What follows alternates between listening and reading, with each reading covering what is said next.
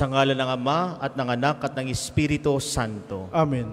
Ang pagpapala ng ating Panginoong Jesucristo, ang pag-ibig ng Diyos Ama, at pagpagkaisa ng Espiritu Santo, naway sumainyong lahat. At sumainyo rin.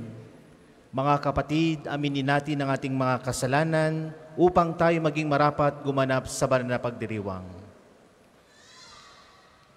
Inaamin ko Sa makapangyarihan Diyos at sa inyo mga kapatid, na lubag kong nagkasala sa isip, salita at sa gawa, at sa aking pagkukulang, kaya isinasamo ko sa mahal na Birheng Maria, sa lahat ng mga anghel at mga banal, at sa inyo mga kapatid, na ako'y panalangin sa Panginoong ating Diyos. Kawan tayo na makapangyarihan Diyos, patawarin tayo sa ating mga kasalanan, at patnubayan tayo sa buhay na walang hanggan. Amen.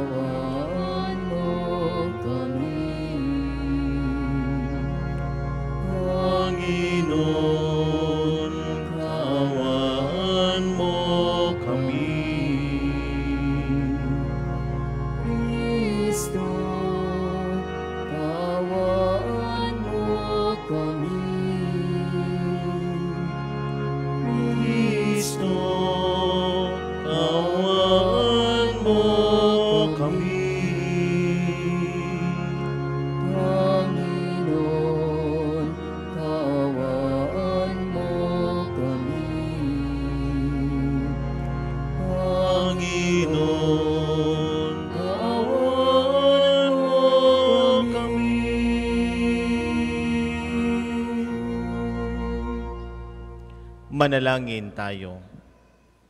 Ama naming makapangyarihan, ang paglingkuran ka ayon sa iyong kasiyahan ay kaloob ng iyong ibinibigay sa iyong mga hinirang. Gawin mo ang iyong mga pangako ay aming mapakinabangan ayon sa paraang iyong kinalulugdan sa pamamagitan ni Jesucristo kasama ng Espiritu Santo magpas sa walang hanggan. Amen. Magsiupo po lahat.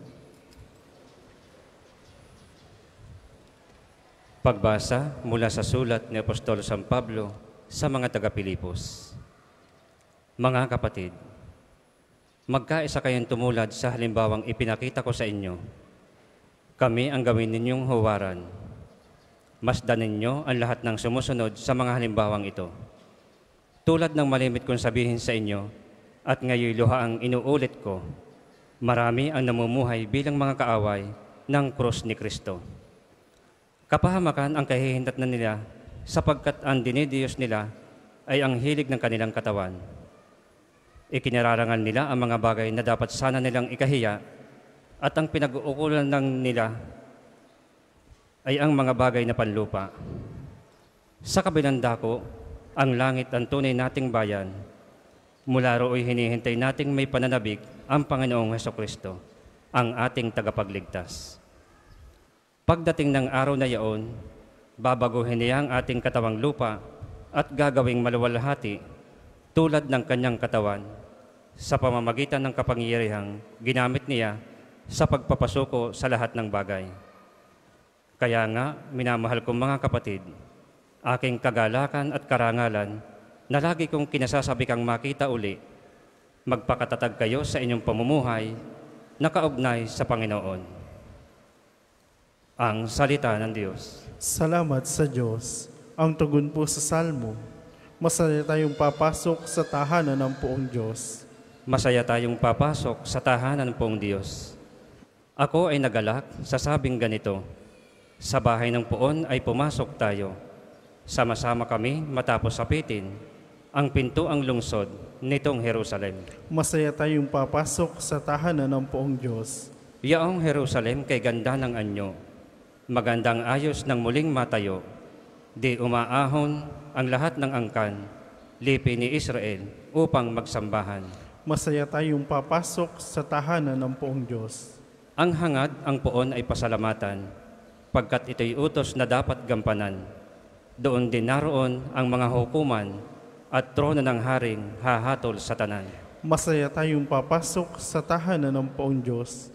Magsitayo po ang lahat.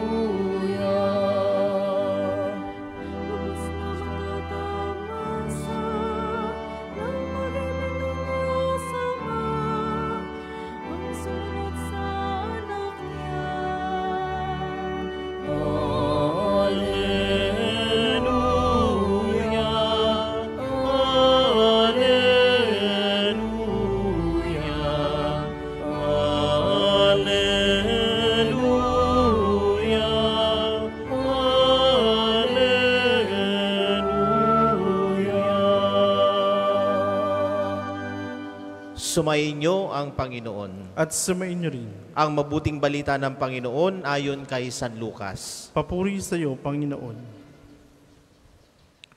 Noong panahong iyon, sinabi ni Jesus sa kanyang mga alagad, may isang mayaman na may isang katiwala, isinumbong sa kanya na nilustay nito ang kanyang ari-arian. Kaya't ipinatawag niya at tinanong, ano ba itong naririnig ko tungkol sa iyo?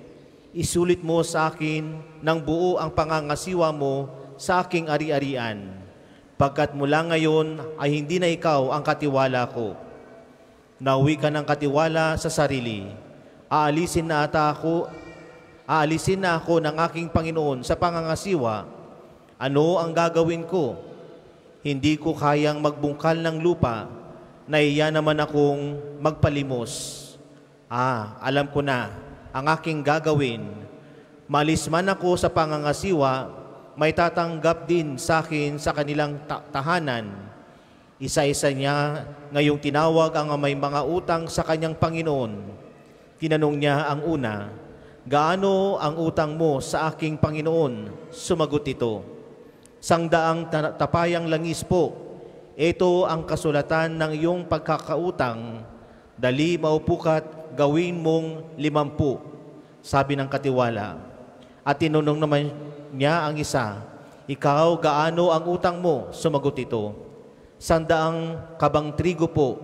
Heto ang kasulatan ng iyong pagkakautang, wika niya. Isulat mo 80. Pinuri ng Panginoon ang mandarayang katiwala dahil sa katalinuhang ipinamalas nito, sapagkat ang mga makasanlibutan ay mas mahusay gumawa ng paraang kaysa mga makadiyos. Mga kapatid, ang mabuting balita ng Panginoon. Pinupuri ka namin, Panginoong Kristo. Magandang tanghali po sa inyong lahat. Napakagandang pagnilayan po ng ating pagbasa at lalong-lalo na po ang Ebanghelyo ngayong araw na ito. Sa unang pagbasa po, narinig po natin na kailangan po nating sundin. Narinig po natin sa sulat ni San Pablo sa mga taga-Pilipos na meron pong babalarin na kailangan po nating gumawa ng naaayon sa kalooban ng Diyos. At sa Salmong Tugunan po, napakaganda rin po na sinasabi doon, masaya tayong papasok sa tahanan ng poong Diyos. Kung alam po natin na sinusunod po natin ang sinasabi pa lamang po sa unang pagbasa, marahil masaya nga tayong makakapasok sa kaharian ng Diyos. At kung titignan din po natin sa Ebanghelyo ngayong araw na ito, mga kapatid, isang parable of stewardship. Tayo ay pinili ng Diyos para po pangasiwaan po natin ang kayamanang dito sa lupang ibabaw na ito. Ang tanong po sa atin ngayon, paano mo napapamalahanan ang ipinagkaloob sa iyo ng Diyos? Ikaw ba ay pinapamalahan mo ang mga bagay-bagay o pinapahalagan mo ang mga bagay-bagay na ibinigay sa iyo ng Diyos? Ito ba ay ginagamit mo para sa ikaluluwalhati ng Diyos?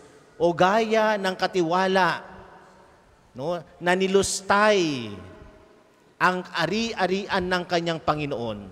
Mga kapatid, tayo ay binibiyayaan ng ating Panginoong Jesucristo araw-araw. Paano natin ginagamit ang mga ito? Tayo ba ang taong mapaglamang o ikaw ay mapagbigay sa iyong kapwa? Mga kapatid, paalala po sa atin ngayon, lalong-lalo na po ay papalapit na naman po ang Adbyento. Paghandaan po natin ang pagsilang ng ating Panginoong Jesucristo. Paghandaan po natin ang ating sarili. We all know, isang babala rin po sa sa Ebanghelyo ngayong araw na ito. Marahil babala kung saan titignan ng Diyos kung ano ang nagawa mo dito sa lupang ibabaw. Tatanungin tayo, ano bang nagawa mo sa iyong kapwa? Ikaw ba ay kagaya ng katiwala ng Panginoon dito sa Ebanghelyo? Oo, nagkaroon po siya ng idea. Matalino, pero makamundong talino ang ginawa niya. Mapaglamang itong katiwala na ito. Anong ginawa niya? Pinadagdagan niya sa mga nagkakautang sa kanyang Panginoon ng labis at labis. Tayo kaya mga kapatid, alam po natin na tayo ay may pangangailangan. Pero titignan din po natin ang pangangailangan ng ating mga kapatid. Huwag po tayo maging malamang. No? Lalo na po, malapit na naman po ang eleksyon. No? Baka mamaya ibenta nyo po ang boto ninyo. Kaya paalala rin po sa atin ngayon, no? Kung titignan din po natin, kapag tapos ang eleksyon, nabili na ang boto mo, saka ka magdadadakdak. Ang dami mo nang sinabi. Pero, nung may malaya kang pumili, wala ka namang ginawa, kundi pinabayaran mo ang iyong boto. Kaya nga po mga kapatid, no? Paalala po sa atin ng Ebanghelyo. Huwag po tayo masyadong gahaman, lalong-lalo na sa kapangyarihan. Huwag po tayo masyadong gahaman, lalong-lalo na sa mga binibigay ng Diyos para sa atin. Bagkus itong mga binibigay po sa atin ng ating Panginoong Jesucristo, gamitin po natin na ipahayag ang salita ng Diyos na tayo ay tinitipon upang magpasalamat sa Diyos. Ngayon mga kapatid, narinig ninyo ang salita ng Diyos. Narinig ninyo kung ano ang sinasabi po sa atin ngayong araw na ito. At mamaya tatanggapin ninyo ang katawan ng ating Panginoong Jesucristo. Ano ang misyon ninyo? Ano ang misyon natin bilang nakarinig at nakatanggap sa ating Panginoong Jesucristo? Our mission is to spread. Ipahayag ang salita ng Diyos. Sabihin kung ano ang mabuting balita para sa ating lahat. Sapagkat yan po ang kailangan po ng Pilipinas ngayon, ng buong mundo. May pahayag natin ang salita ng Diyos. Sapagkat ang Diyos ay hindi madamot. Sapagkat ang Diyos ay punong-puno ng pagmamahal po para sa atin. Ngunit ano po yung hamon po para sa atin ng Ebanghelyo ngayong araw na ito? Ang hamon po para sa atin ng Ebanghelyo, handa mo bang ibigay ang iyong sarili patungo sa kaharian ng Diyos? Sa ngalan ng Ama, ng Anak, at ng Espiritu Santo. Amen. Para po sa maghahandog ng sobre, pakihulog na lamang po sa buslo.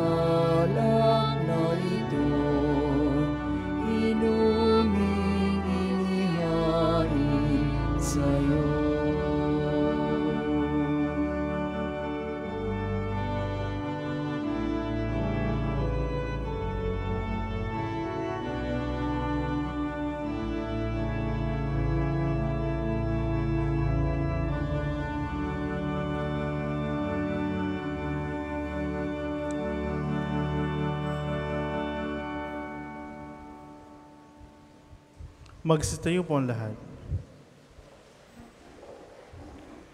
Manalangin kayo mga kapatid upang ang paghahain natin ay kalugdan ng Diyos amang makapangyarihan. Tanggapin nawa ng Panginoon itong paghahain sa iyong mga kamay, sa kapurihan niya at karangalan sa ating kapakinabangan at sa buong sambayan niyang banal. Ama naming lumikha, ang paghahain naming ito ay maging dalisay nawa at maging banal na pakikinabang namin sa iyong awang dakila sa pamamagitan ni Jesucristo, kasama ng Espiritu Santo, magpa sa walang hanggan. Amen. Sumainyo ang Panginoon. At sumain niyo rin. Itaas sa Diyos ang inyong puso at diwa. Tinaasan namin sa Panginoon. Pasalamatan natin ang Panginoong ating Diyos. Marapat na siya'y pasalamatan. Ama naming makapangyarihan, tunay nga marapat na ikaw aming pasalamatan.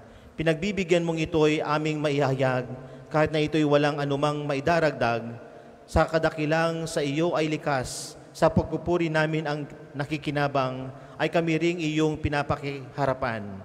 Sa pamamagitan ng iyong anak na minamahal, kaya kaysa ng mga anghel na nagsisiawit ng papuri sa iyo, nang walang humpay sa kalangitan, kami nagbubunyi sa iyong kadakilaan.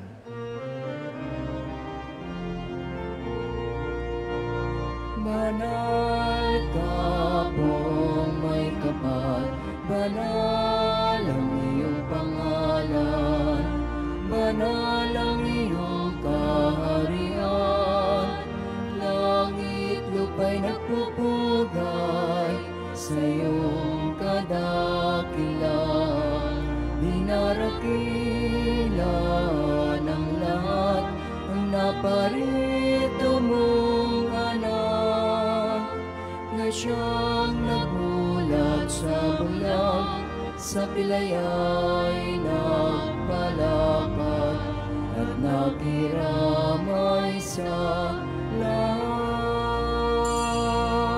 Kung hindi po kayang lumuhod, ay manatili pong nakatayo na may paggalang.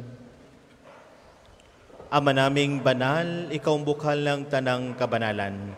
Kaya't sa pamamagitan ng Espiritu, gawin mong banal ang kaloob na ito, upang para sa amin maging katawan at dugo ng aming Panginoong Jesucristo. Bago niya pinagtiis ang kusang loob na maging handog, hinawakan niya ang tinapay, pinasalamatan kanya, pinaghati-hati niya yon, at iniyabot sa kanyang mga lagad at sinabi, "Tanggapin ninyong lahat ito at kanin.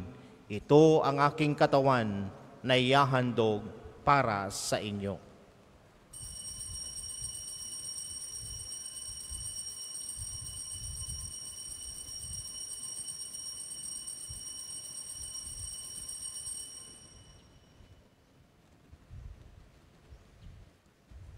Gayun din naman, numatapos sa ngapunan, hinawakan niya ang kalis, muli kanyang pinasalamatan. Iniabot niya ang kalis sa kanyang mga lagad at sinabi, "Tanggapin ninyong lahat ito at inumin. Ito ang kalis ng aking dugo, ng bago at walang hanggang tipan. Ang aking dugo na ibubuhos para sa inyo at para sa lahat. Sa pagpapatawad ng mga kasalanan, gawin ninyo ito sa pag-alala sa akin."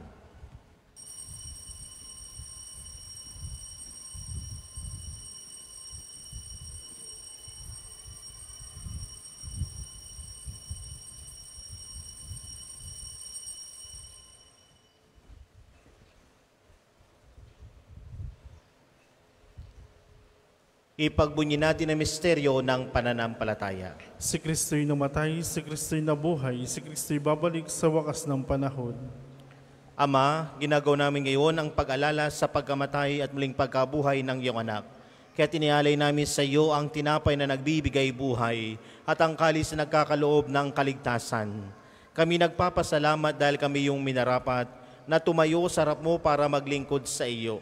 Isinasamo namin kami magsalo-salo sa katawan at dugo ni Kristo ay mabuklod sa pagkakaisa sa pamamagitan ng Espiritu Santo. Ama, lingapin mo ang simbahan laganap sa buong daigdig. Puspusin mo kami sa pag-ibig kay San Francisco na aming Papa at ni Gilbert na aming Arsobispo at ng Tanang Kaparian. Alalahanin mo rin ang mga kapatid naming nahimlay na may pag-asang sila'y muling mabubuhay. Gayon din ang lahat ng mga pumanaw. Kaawaan mo sila at patuloyin sa iyong kaliwanagan. Kaawaan mo at pagdapatin kaming lahat na makasalo sa iyong buhay na walang wakas. Kaysa ng mahal na Birheng Maria na ina ng Diyos, ni San Jose na kanyang kadinis-nisang esposo, kaysa ng mga apostol at ng lahat ng mga banal na namuhay dito sa daigdig ng kalugod-lugod sa iyo, may pagdiwang nawa namin ang pupupuri si kararangal mo sa pamamagitan ng iyong anak na aming Panginoong Jesucristo. Sa pamamagitan ni Kristo, kasama niya at sa Kanya, ang lahat ng parangal at papuri ay sa iyo. Diyos samang makapangyarihan, kasama ng Espiritu Santo, magpa sa walang hanggan. Amen. Amen.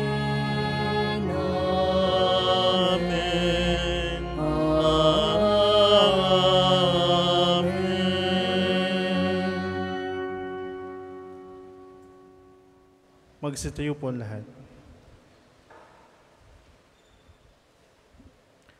Sa tagubilin na nakakagaling na utos at turo ni Jesus na Panginoon natin na Diyos, ipahayag natin ng lakas loob.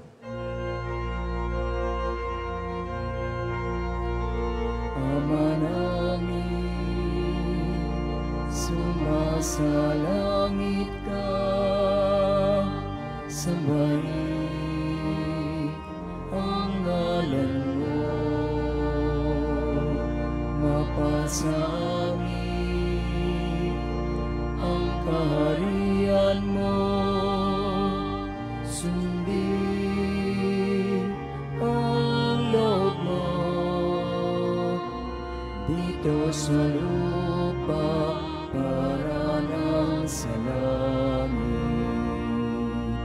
Bigyan mo kami ngayon ng aming kakanin sa araw-araw, at patawarin mo kami sa aming mga sala para ng pagpapatawad namin sa nagkakasala sa amin, at huwag mo kami ipahintulot sa tukso, at iadya mo kami sa lahat ng masama. Iniling naming kami adya sa lahat ng masama, pagkalooban ng kapayapaan araw-araw, iligtas sa kasalanan at ilayo sa lahat ng kapahamakan, samantalang aming pinananabikan ang dakilang araw ng pagpapahayag ng tagapagligsaming Jesucristo. Sapagkat iyo ang kaharian at ang kapangyarihan at ang kapurihan magpakailanman. Amen. Panginoong Jesucristo, sinabi mo sa mga apostol, kapayapaan iniwan ko sa inyo. Ang aking kapayapaan ang binibigay ko sa inyo. Tungayan mo ng aming pananampalataya at huwag ang aming mga pagkakasala. Pagkalooban mo kami ng kapayapaan at pagkakaisa, ayon sa iyong kalooban kasama ng Espiritu Santo, magpas sa walang hanggan. Amen. Ang kapayapaan ng Panginoon ay laging sumainyo. At sumainyo rin. Magbigayan kayo ng kapayapaan sa isa't isa.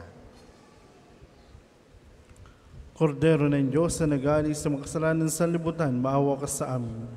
Kordero ng Diyos na nagaling sa makasalanan sa libutan, maawa ka sa amin. Kordero ng Diyos na nagaling sa makasalanan sa libutan, ipagkaloob mo sa amin ng kapayapaan.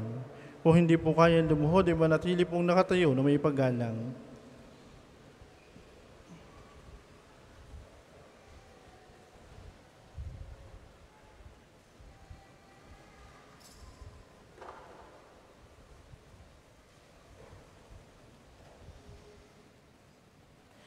Ito ang kordero ng Diyos. Ito ang nagalis ng mga kasalanan ng sanlibutan. Mapalad ang mga iniyahan sa kanyang piging. Panginoon, hindi ako karapat-dapat na magpatuloy sa iyo, ngunit sa isang salita mo lamang ay gagaling na ako.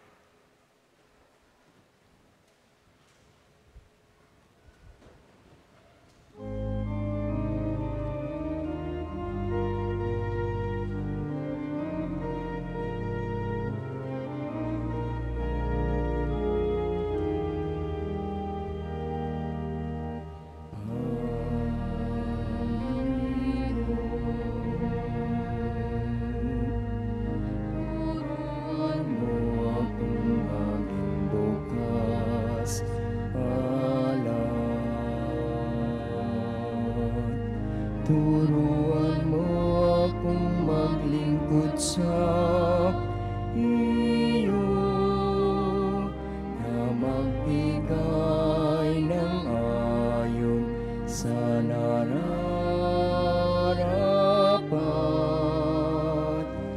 na walang hinihintay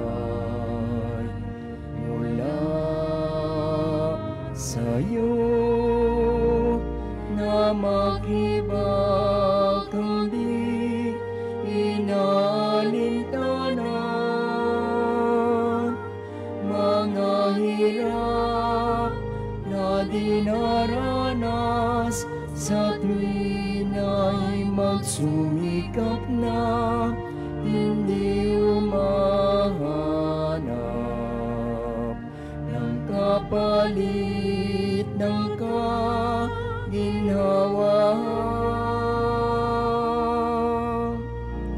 na di naghihintay kundi ang aking mabatid na ang loob mo siyang sinusundan.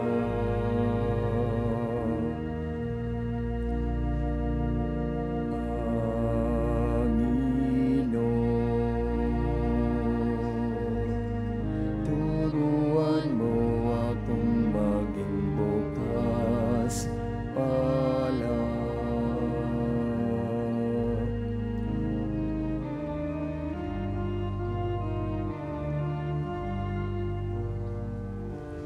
Ang second collection po ay para sa patuloy na pagpapaunlad ng parokya at pambansang dambana ni Santo Padre Pio at para sa pangangailangan ng matatanda at may sakit na pari ng Archdiocese ng Lipa. Salamat po sa inyong handog. Di naghihintay kundi ang aking mabatid na ang loob mo'y siyang sinusundan. Panginoon, turuan mo akong maging bukas palad. Turuan mo akong maglingkod sa iyo na magbigay ng ayon sa nararapat na walang hinihintay mula sa'yo.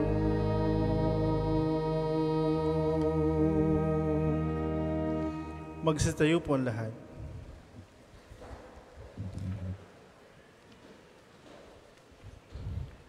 Manalangin tayo.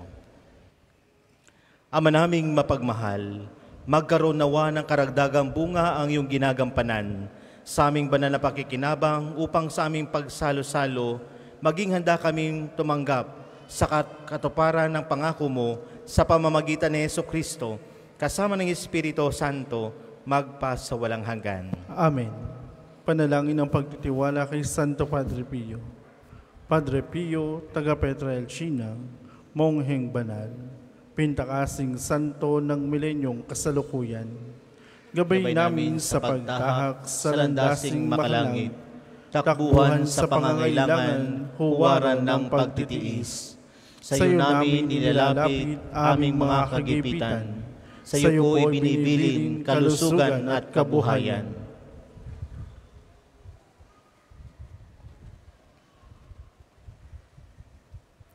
Di man karapat-dapat, kami po ay pagbigyan, bendisyonan at basbasan, maging ganap sa buhay. Lumayo nawa kami, umiwas sa kasalanan, lumapit lagi sa Diyos, maging matatag at matibay. Sa mabuting balita ng pagliligtas, turuan mo kami nawa, sa tuwin na ay makinig, magnilay at sumampalataya. Amin pong pakiusap itong mga kahilingan, puso ay nagsisisi, nagtitikang taimtiman. Di na muling magkasala, sunod lagi sa Diyos, Amang kaisa ng Espiritu at ni Jesus na tagapamagitan. Amen. Amen. Magsipo muna po lahat para sa ilang patalastas. Una, sa inyong pagdalaw sa pambansang dambana, mangyaring pakaingatan ng inyong mga personal na gamit. Hangad namin ang isang matiwasay at maayos sa pagbisita sa National Shrine. Ikalawa, Nakahanda na po sa bandang unahan ng ating main church ang paglalagyan ng mga sobreng may pangalan ng inyong mga mahal na yumao. Sila po ay ating ipinagnonobena mula ika-1 hanggang ika-9 ng Nobyembre at buong buwan nating ipagdarasal ang kapayapaan ng kanilang kaluluwa. Makipag-ugnayan lamang po kayo sa ating mga tagapaglingkod para sa mga sobre. Ikatlo, bahagi din ng ating pamimintuho kay Padre Pio at pagdarasal para sa kapayapaan ng kaluluwa ng ating namayapang mga mahal sa buhay. May mga available pong rose candle sa paligid ng simbahan na maaari nating sindihan sa may Chapel of Reconciliation bilang tanglaw sa ating mga mahal na pumanaw. Ika-4, pinsalang dulot na nagdaang bagyo. Panoorin po natin ito.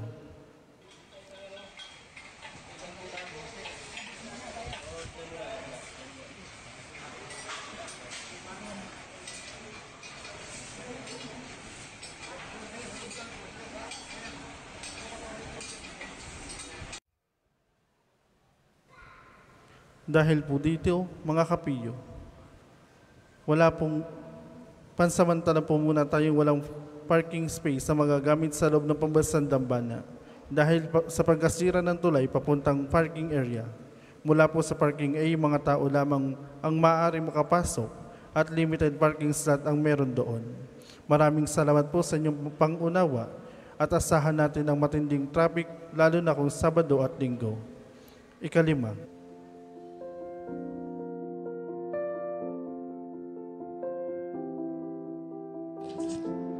ito po si Arch B, ang inyong arsobispo, at sa ngayon po ay nandito ngayon sa Roma.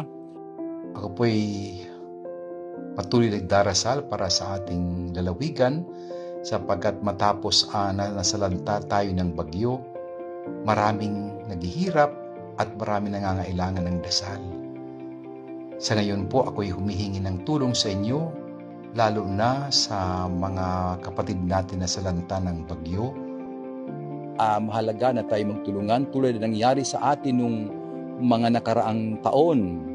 Sumabog ang Bulkang Taal, nagka-COVID tayo. Ipagpatuloy po natin ang magandang gawain ng isang Batanggenyo, nagtutulungan, nagbabahaginan, at nagdarasal para sa lahat. Ipadala po ang inyong tulong sa pamamagitan ng LASAC o Lipa Archdiocese Social Action natin sa pamumuno ni Father Jas Shapko. So maraming salamat po sa inyong pakikinig at patuloy pong inyong asahan ang arsobispo na nagdarasal para sa atin at patuloy tayong binibigyan ng pagkakataon ng Diyos upang makilala na hindi tayo iniiwan ng Diyos. Pagpalain tayong lahat.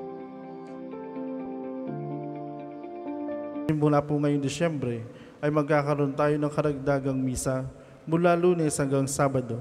Ang mga bagong oras ng misa ay makikita niyo po sa ating screen. Gayon din, ninanais po nating limitahan ang bilang ng live stream ng mga misa at magdadagdag ng karagdagang live stream para sa Angelus at Rosary tuwing ika-12 ng tanghali at Divine Mercy Chaplet tuwing ika-3 ng hapon. Mangyari magabayan po kayo ng ating mga pagbabago ng ating schedule at experimentum simula sa Disyembre. Ang susunod pong misa ay sa ganap na ika-2 ng hapon. Maraming salamat po at mangyaring panatilihin natin ng kalinisan, katahimikan at diwa ng pananalangin sa loob at labas ng simbahan. Magsitayo na po ang lahat para sa pagbabasbas ng religious articles.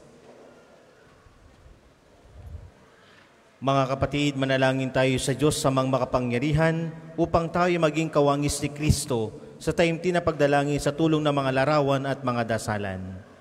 O Panginoon Diyos, Ikaw ang bukal ng lahat ng pagpapala at biyaya, ibuhos mo ang bendisyon sa mga gamit na ito sa pananalangin, mga rosaryo, imahen, dasalan na nagpapaalala ng iyong kabutihan, kabanalan at pagmamahal sa amin, upang ang lahat ng dumudulog at magdasal gamit ng mga ito ay magtamo ng iyong awa at biyaya.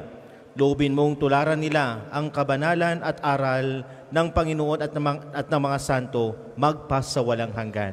Amen. Ama namin, sumasalangit ka, sambahin ang ngalan mo.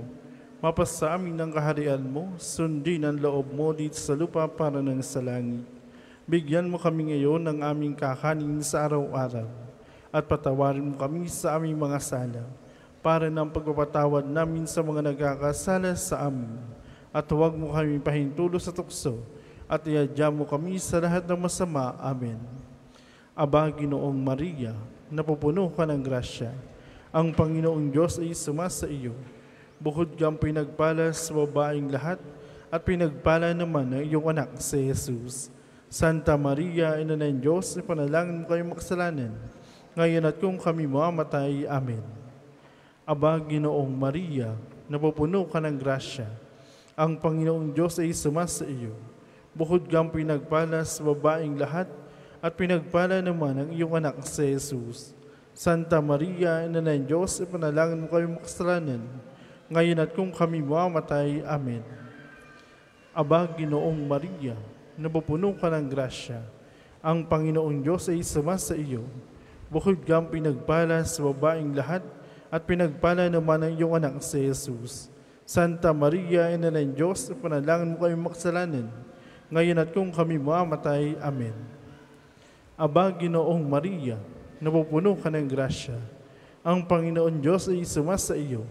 Bukod kang pinagpala sa babaeng lahat, at pinagpala naman ang iyong anak si Jesus. Santa Maria, Ina ng Diyos, ipanalangin mo kayong makasalanan, ngayon at kung kami mamamatay. Amen. Aba, Ginoong Maria, napupuno ka ng grasya. Ang Panginoon Diyos ay sumasa iyo. Bukod kang pinagpala sa babaeng lahat, at pinagpala naman ang iyong anak si Jesus. Santa Maria, Ina ng Diyos, ipanalangin mo kayong makasalanan, ngayon at kung kami mamamatay. Amen. Aba, Ginoong Maria, napupuno ka ng grasya. Ang Panginoong Diyos ay sumasa iyo. Bukod kang pinagpala sa babaeng lahat, at pinagpala naman ang iyong anak si Jesus. Santa Maria, Ina ng Diyos, panalangin mo kayong makasalanan, ngayon at kung kami mamamatay. Amen. Luwalhati sa Ama, sa Anak, at sa Espiritu Santo, kapara nung sa una ngayon, at magpakailanman magpasawalang hanggan. Amen.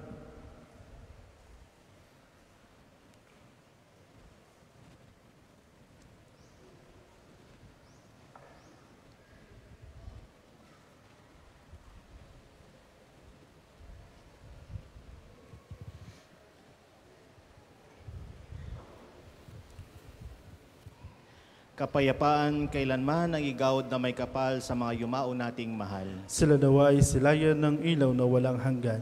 Ama namin, sumasalangit ka, sambahin ang ngalan mo, mapasami ang kaharian mo, sundin ang loob mo dito sa lupa para ng sa langit.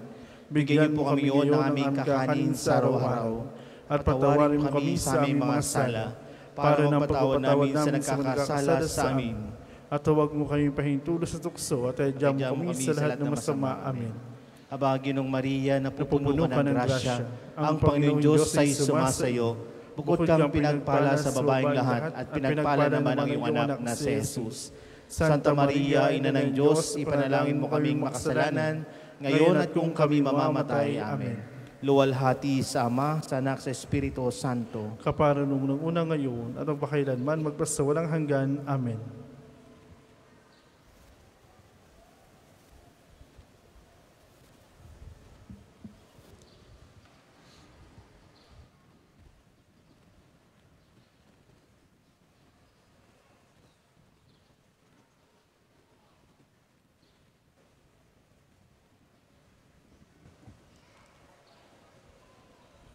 sumayin niyo ang Panginoon. At sumayin niyo rin.